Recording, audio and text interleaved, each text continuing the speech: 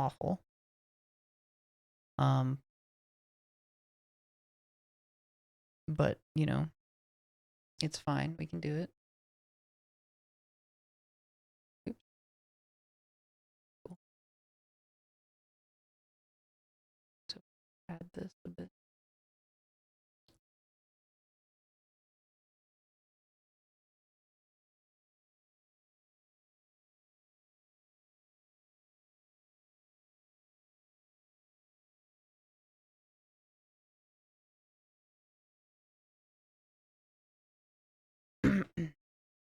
All right.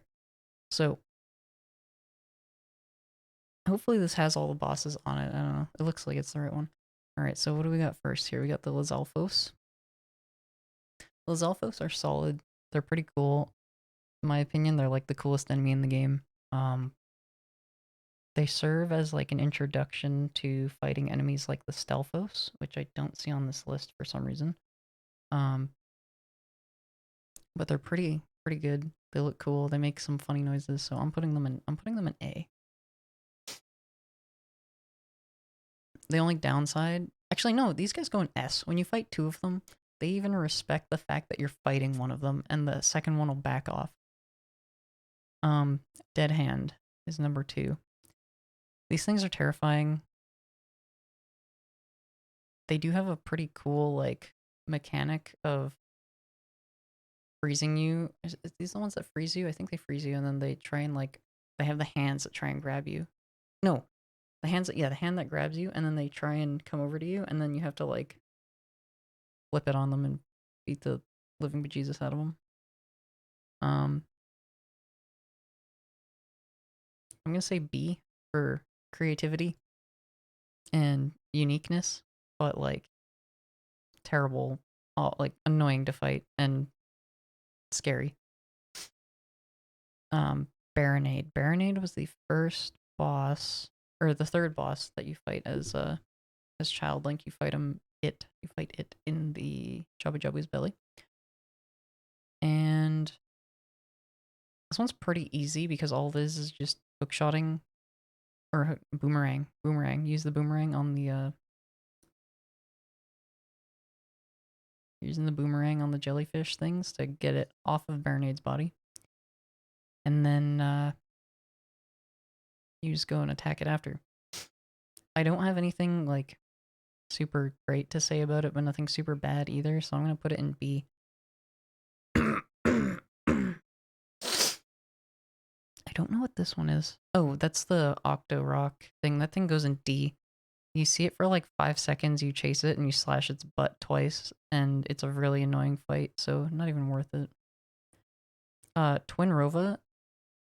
So, Twin Rova, you got um tons of unique mechanics because you have to charge your mirror shield with like the ice beam or the fire beam and then launch it at the other sister.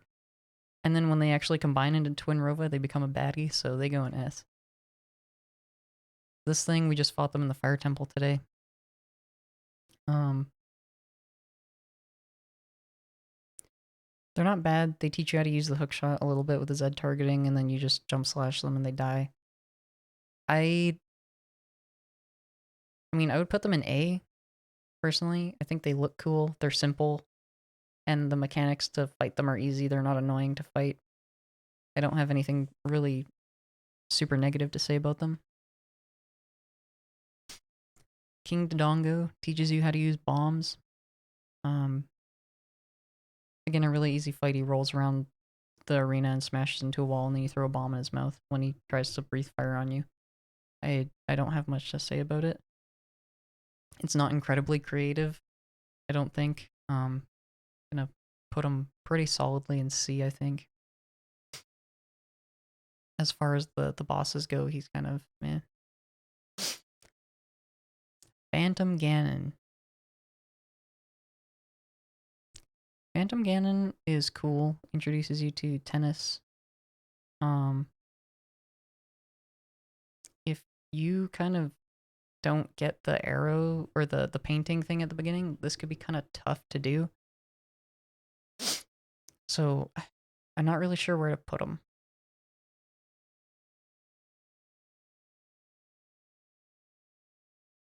cool design. The Forest Temple is a pretty cool dungeon, but the boss is kind of mid. Not as it's very unique. All the bosses are unique, innovative. Yeah, but a very simple fight. Like you just shoot arrows at him till he gets off the horse, then you play tennis, and then he dies. So less simple than King Dodongo, but not as cool as Baronade, in my opinion. Queen Goma gets an A because when you A for the boss arena is sweet.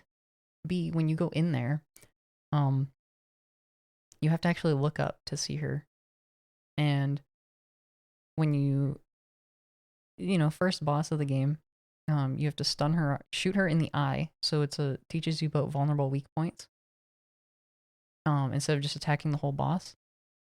On top of that, after the first phase, she'll like go and try and lay eggs. And then you fight those, and it teaches you a bit of like a cycles between bosses. So I think she did it's a really good boss. Not super technical, but not too easy. Cool arena and really nice design. Volvagia we just fought today. Not my favorite. Kind of like just playing whack-a-mole. There's not too much innovation there with it. Similar to Phantom Ganon, you kind of just hit it with the hammer and then smack it with your sword. So I'm going to put it below Phantom Ganon. I actually think I'm going to move Baronade up to a low A.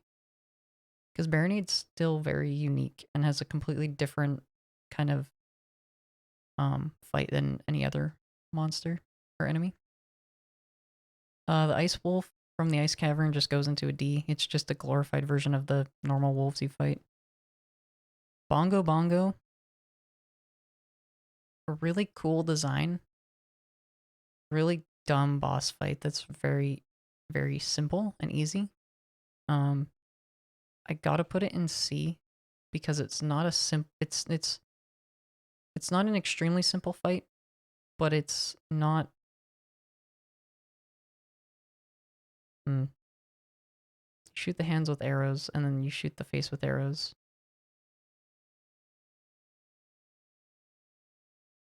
Like, it does have weak points though, which is something that like they do have weak points. Bongo Bongo makes up for. I think I'm gonna actually put him in B above Volvagia because Volvagia is just kind of literally a whack-a-mole arena. At least Bongo Bongo, you're like on a drum. His arena's cool.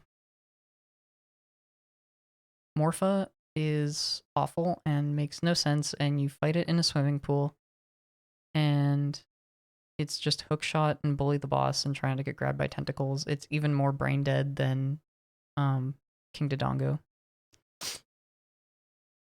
Oh, Ganondorf. Okay. Ganondorf. See, all these bosses are pretty mid. Like, they're pretty easy. Ganondorf is literally hit him with the tennis ball orb and then shoot light arrows at him. I honestly think I gotta put him here.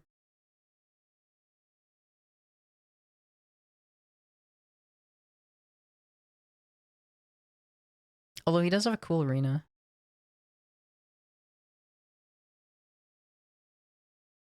Kind of like Phantom Ganon. Actually, exactly like Phantom Ganon. But it's like the final fight. Stick him there. Top of B. I don't know. I don't really have anything great to say about the fight. But nothing super terrible either. I mean, if you fall off the arena, it sucks and you have to more or less restart. Iron Knuckles teach you about distancing and timing your attacks and making sure you don't get too greedy with your attacking. I think they go like high A because they look cool. They put up with a lot of punishment, and the more you damage them, the more difficult they become because they become faster. I think they're pretty cool, especially this one. I believe this is the one that Naburu is trapped in, so it's also good context, like a good lore on the boss as well. I think that goes in A. Pretty good, pretty solid. Ganon. Okay, the Ganon fight is the final fight. It is unique, but again, like the thing with, I actually am gonna move Baronade and Goma up to the top of A, and because they have unique things that are just not anywhere else. Like if you look at Phantom Ganon, you play tennis and then you hit him with arrows, and that's it. Bongo Bongo, hit him with arrows and your sword. Volvagia, hit him with hammers and your sword. Ganon, tennis and arrows. Or like King Dodongo, just bombs in your sword. Morpha, hookshot in your sword. Like Twin Rova, you actually have to charge the shield. Lizalfos are just cool, and they're a good intro. But I honestly, I think that they actually just belong below the iron, well, above the Iron Knuckles. Um, Iron Knuckles teach you a lot, even though you fight them kind of late in the game. Dark Link is an S tier for a couple reasons. One is absolutely unique. He can be tough to beat, but also once you figure it out, he's not that tough to beat. The arena that you fight him in is cool. There's no context surrounding him. Um, but he doesn't fight like any other enemy in the game, and you can't necessarily use like random techniques against him because he just does the same thing you do. Oh, I realized I was ranking Ganon. Ganon is innovative, but again, you just hit his tail with the sword, and like that's it. Or in this case, a hammer.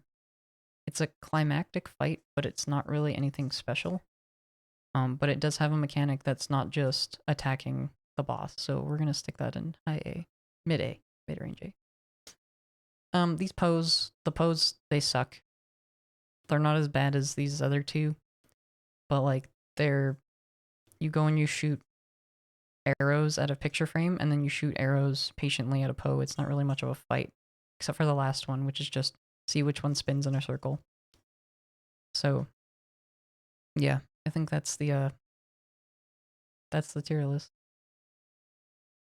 Got Twin Rova at S, or being Twin Rova is actually the most innovative boss in the game, hands down. I think you have to like actually practice like angling where you're gonna send the beam off your shield.